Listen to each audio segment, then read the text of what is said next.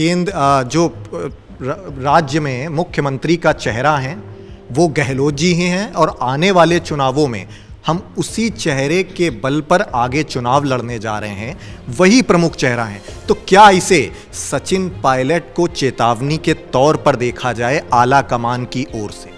देखिए, कांग्रेस पार्टी क्या फैसला लेती है ये तो कांग्रेस नेतृत्व को सोचना है।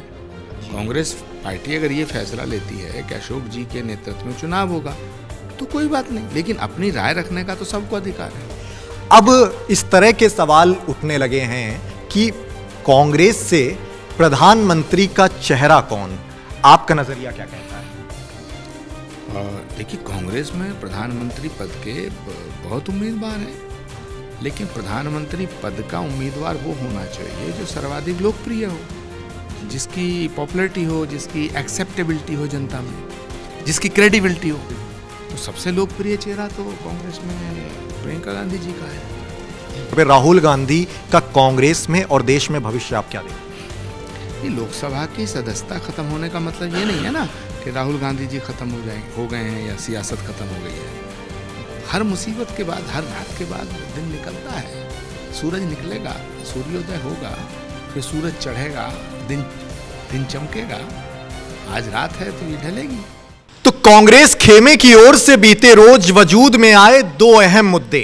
पहला, राहुल गांधी की लोकसभा से सदस्यता चले जाना, उसके ठीक कुछ दिनों बाद एक और बड़ा प्रक्रम वजूद में आना, राजस्थान से सचिन पायलट का कथित तौर पर अपनी ही सरकार के खिलाफ अनशन कि पिछली सरकार में जो घोटाले हुए वो गहलोत सरकार की ओर से उनकी जांच नहीं की गई, और इसी मांग को लेकर अब वो अनशन पर हैं। हमारे साथ कांग्रेस के दिग्गज नेता आचार्य प्रमोद कृष्णम जी हैं, जिन्होंने कुछ रोज पहले ये समर्थन भी कर दिया था कि सचिन पायलट को मुख्यमंत्री के चेहरे के तौर पर प्रोजेक्ट किया जाना चाहिए। तो उनसे ही इन तमाम मसलों को लेकर बात करेंगे। बहुत स्वागत है आपका आचार्य जी TV9 पर। थैंक यू प्रियांक जी। तो पहला सवाल आपसे सबसे पहला ये कि क्या सचिन पायलट गहलोत सरकार के खिलाफ हैं? हाँ, बिल्कुल नहीं। सचिन पायलट जी का जो अनशन है वो सरकार के खिलाफ थोड़ी है। बीजेपी की सरकार में जो घोटाले हुए, वसुंधरा राजे की सरकार में जो हजारों करोड़ रुपए के घोटाले हैं, उनके खिलाफ जांच होनी चाहिए थी। ये बात सचिन पायलट ने कही है। और सचिन पायलट ने ये भी बात कही है कि जब 2013 से 2018 तक वसुंधरा जी की सरकार थी तो वसुंधरा जी की सरकार के खिलाफ जो पब्लिक मीटिंग्स होती थीं, जो प्रेस कॉन्फ्रेंसेज होती थीं, जो बयान दिए जाते थे, जिसमें सचिन पायलट और अशोक गहलोत जी दोनों कई मंचों पर साथ थे, दोनों ने ये विषय उठाया था कि जब कांग्रेस की सरकार बनेगी तो वसुंधरा राजे सरकार के घोटालों की जांच कराई जाएगी। तो सचिन पायलट का ये अनशन बीजेपी की सरकार में हुए घोटालों की जांच की मांग को लेके है, ना कि सरकार के खिलाफ। जी, जांच की मांग को लेके है, लेकिन मैंने सीधा दो टूक सवाल इसलिए ये पूछा क्योंकि सचिन पायलट का ऑन रिकॉर्ड ये बयान दर्ज है 2 दिन पहले का कि मैंने गहलोत जी को कई बार चिट्ठी लिखी, ये कहा गया कि जांच की जाए उन घोटालों की, लेकिन मेरी लाख चिट्ठी लिखने के बावजूद गहलोत जी की ओर से नो रिएक्शन। नहीं, तो अगर भ्रष्टाचार की जांच कराने की मांग कोई व्यक्ति करता है तो गलत कैसे हो गया? भ्रष्टाचार की जांच अगर कोई नहीं कराता है तो सवाल तो उस पर उठता है। जी, तो सवाल तो यही उठ रहा है कि क्या गहलोत सरकार की ओर से कहीं चूक हो गई कुछ? नहीं, ये इसका जवाब तो गहलोत जी को देना चाहिए। गहलोत जी भी हमारे हैं, पायलट साहब भी हमारे हैं, पार्टी भी हमारी है, सरकार भी हमारी है। तो सचिन पायलट अगर बात कह रहे हैं कि भाई भ्रष्टाचार की जांच होनी चाहिए, मतलब इसमें तो कोई, ये तो क्रिस्टल क्लियर है, कोई रॉकेट साइंस लगाने की ज़रूरत नहीं है। पायलट साहब ये कह रहे हैं कि भाई भ्रष्टाचार जो हुआ है उसकी जांच होनी चाहिए। तो सरकार ने जांच अगर नहीं कराई तो सरकार जांच बैठा दे, क्या दिक्कत क्या है? क्या देखिए, पूरे देश में भ्रष्टाचार के खिलाफ, अडानी के खिलाफ कांग्रेस लड़ाई लड़ रही है। राहुल गांधी जी ने पूरा एक युद्ध छेड़ा हुआ है कि भाई अडानी के खिलाफ जो अडानी जो भ्रष्टाचार कर रहे हैं, मोदी जी के साथ मिलकर जो भ्रष्टाचार हो रहा है, तो हम उसके खिलाफ लड़ाई लड़ रहे हैं। पूरे देश में कांग्रेस पार्टी भ्रष्टाचार के खिलाफ है, कांग्रेस पार्टी बीजेपी के भ्रष्टाचार के खिलाफ लड़ाई लड़ रही है, लेकिन राजस्थान में हम बीजेपी के भ्रष्टाचार के खिलाफ जांच नहीं करा रहे। तो ये तो बड़ा अजीब सी बात है ना। जी, आपके वक्तव्य में एक सवाल मैं एक और ऐड ऑन करता हूं इसी से जुड़ा हुआ। आपने लगभग 10 महीने पहले एक बयान दिया था, अपनी राय दी थी कि बतौर मुख्यमंत्री चेहरा सचिन पायलट जी को प्रोजेक्ट अप किया जाना चाहिए। तो क्या आपको लगता है कि वहां पर गहलोत सरकार में बदलाव की ज़रूरत है? बतौर चेहरा कुछ कमी रह गई वहां पे? आपका व्यक्तिगत नज़रिया में जानना। नहीं, मैंने ये नहीं कहा था कि उनको चेहरे के रूप में प्रोजेक्ट किया जाए। मैंने तो कहा था कि अब समय आ गया है जब सचिन पायलट जी को मुख्यमंत्री बना दिया जाए। तो क्योंकि राजस्थान की जनता की जो भावनाएं हैं वो सचिन पायलट जी को मुख्यमंत्री देखना चाहते हैं, ऐसा मैंने कहा था। क्योंकि जब 2013 में हम कांग्रेस पार्टी चुनाव हारी थी तो अशोक जी चीफ मिनिस्टर थे, तो अशोक गहलोत जी चीफ मिनिस्टर थे, उनके नेतृत्व में चुनाव हुआ। 2013 में हम बुरी तरह हारे, हमारी लगभग 20-21 सीटें आई थीं। तो वो 20-21 सीटों के आने के बाद सचिन पायलट जी को वहाँ के नेतृत्व सौंपा गया, वहाँ की कमान सौंपी गई राहुल जी द्वारा।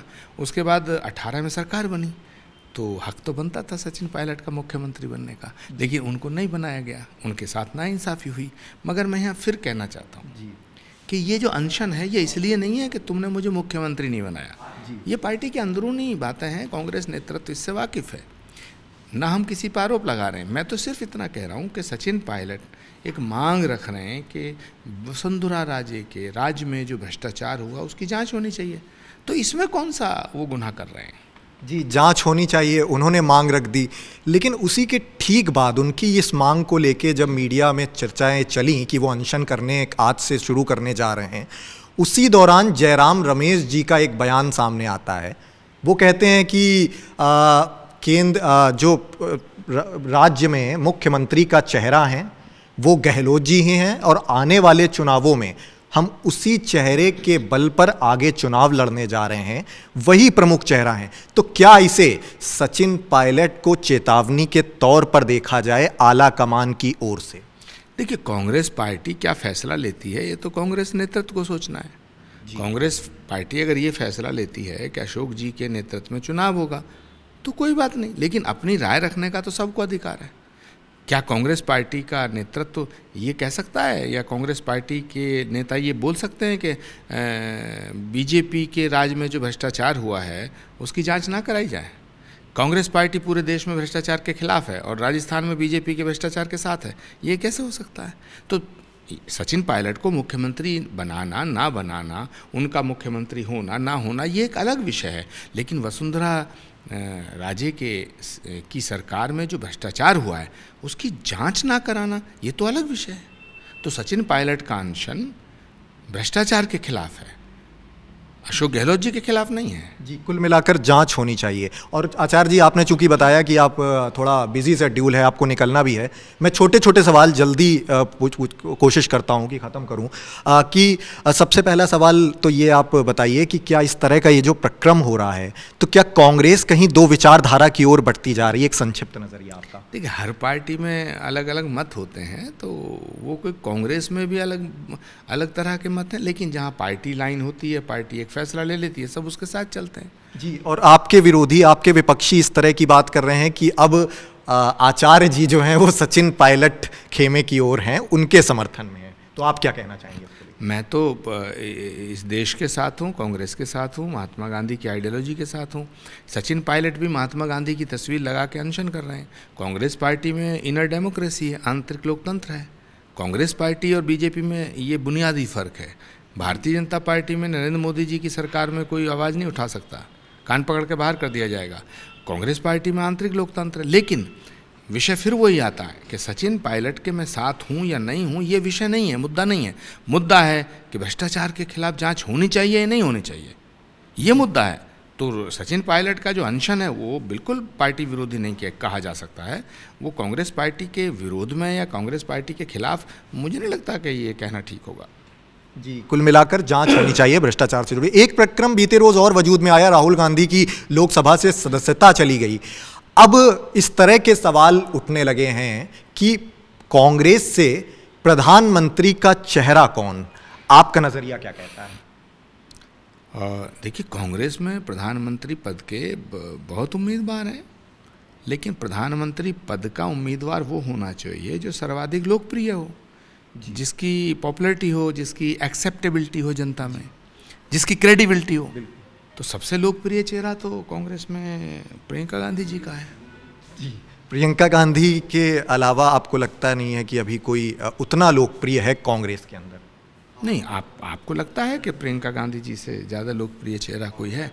कांग्रेस की बात छोड़िए, पूरे विपक्ष में उनसे ज़्यादा लोकप्रिय चेहरा किसी का नहीं। इसमें एक छोटी सी बात और समझना चाहूँगा कि लोकप्रियता के साथ साथ अनुभव और कार्यशैली, तमाम चीज़ें देखने के बाद एक बड़े पद को आसीन करने के योग्य समझा जाता है। तो इसमें क्या प्रियंका गांधी फिट बैठेंगी? नहीं, जब नरेंद्र मोदी जी गुजरात के मुख्यमंत्री बनाए गए थे तो उससे पहले वो विधायक भी नहीं थे, एमएलसी भी नहीं थे, मिनिस्टर भी नहीं रहे। अभी हिमाचल प्रदेश में हमारे चीफ मिनिस्टर हुए सुक्खू जी, वो कभी मिनिस्टर नहीं रहे। तो ये कोई विषय नहीं होता है आज के दौर में, ये सब मुझे नहीं लगता प्रासंगिक है। प्रियंका गांधी जी सबसे लोकप्रिय चेहरा हैं जनता के दृष्टिकोण से। तो मुझे लगता है कि बाकी तो पार्टी फैसला लेगी, उसमें मैं अपनी राय तो जाहिर कर सकता हूँ, मैंने अपनी राय बता दी आपको। जी, प्रियंका गांधी उस मापदंड पे आपको लगता है फिट बैठेंगी, लेकिन यूपी में प्रभारी बनाई गई जब वो, तो उन्होंने 2 चुनाव में अलग अलग उनको हार का सामना करना पड़ा। तो अब वो केंद्र में जाएंगी तो लोग इस तरह की बात कर रहे हैं, जब यूपी में अगर नहीं सफल हो पाई तो केंद्र एक बड़ी जिम्मेदारी हो जाएगी प्रियंका गांधी के। देश की आज़ादी के बाद 40 साल तक बीजेपी हारती रही, तो एक चुनाव हारने से नहीं तय किया जा सकता ना।